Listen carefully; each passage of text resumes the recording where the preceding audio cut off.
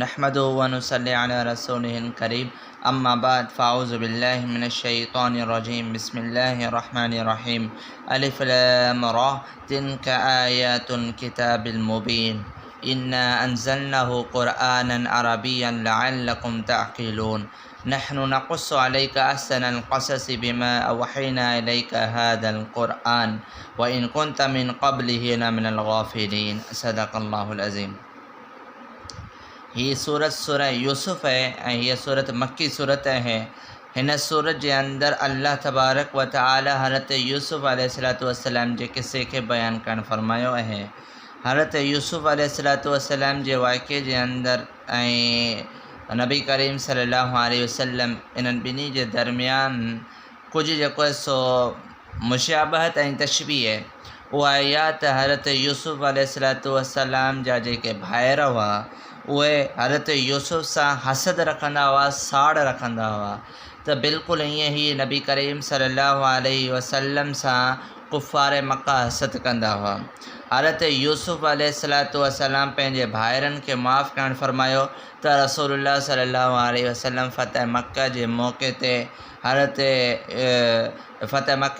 ते नबी करीम सल्लल्लाहु अलैहि वसल्लम कुफ़ार मक्का खे माफ़ करणु फरमायो ऐं अल्लाह ताला हज़रत यूसुफ खे कामयाबी अता फ़रमाई, सदारत, बादशाहत ऐं नबूवत अता फ़रमाए करे बिल्कुलु ईअं ई नबी करीम सल्लल्लाहु अलैहि वसल्लम खे बि अल्लाह तबारक व तआला कामयाबी ऐं फ़तह मक्का अता फ़रमाई।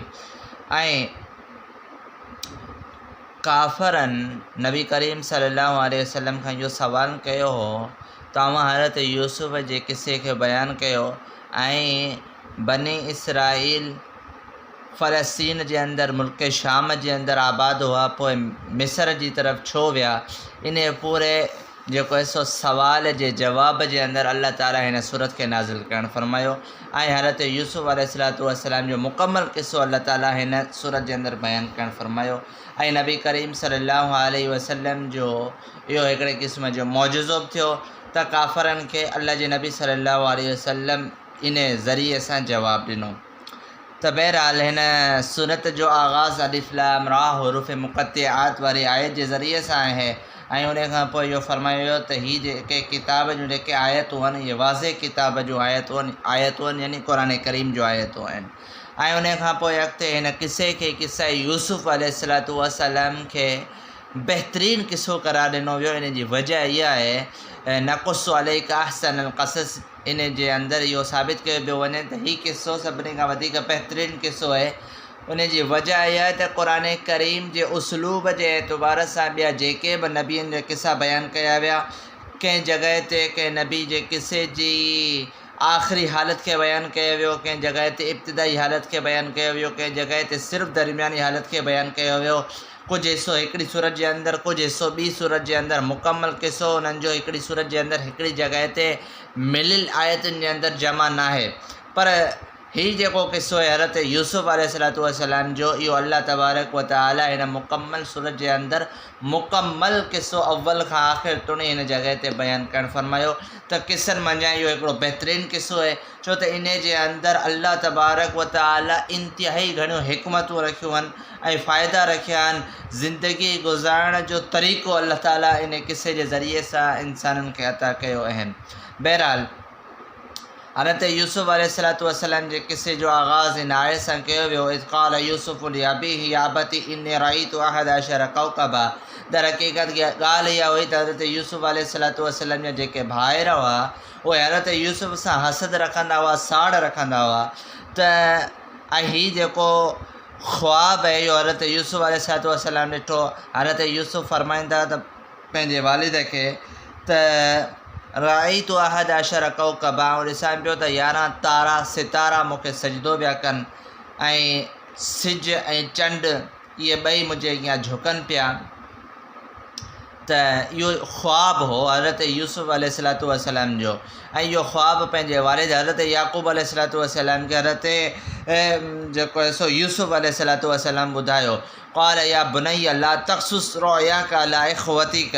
हज़रत यूसुफ़ अलैहिस्सलातु वस्सलाम हज़रत यूसुफ़ अलैहिस्सलाम जेॾी महिल पंहिंजे वारिद हज़रत याक़ूब खे इहो ख़्वाबु ॿुधायो त हज़रत याक़ूब पंहिंजे पुटु हज़रत यूसुफ़ खे चयो त इहो ख़्वाबु तूं पंहिंजे भाइरनि खे न ॿुधाइजांइ, उहे इन जे अंदरि तदबीर इख़्तियार कंदा वग़ैरह वग़ैरह। त बहरहाल इहो छो त हज़रत यूसुफ़ अलैहिस्सलातु वस्सलाम जा भाइर हज़रत यूसुफ़ सां साड़ रखंदा हुआ, या त हसद जी बुनियाद ते या इन ख़्वाब जे इल्मु हुअण जे करे उन्हनि छा कयो जो हज़रत यूसुफ़ अलैहिस्सलातु वस्सलाम खे खूह जे अंदरि कंहिं ज़रिए सां उछलाए छॾियो। बहरहाल पोइ अल्लाह तबारक व तआला हज़रत यूसुफ़ खे सदारत, बादशाहत ऐं नबूवत अता फ़रमाई, कामयाबी अता फ़रमाई।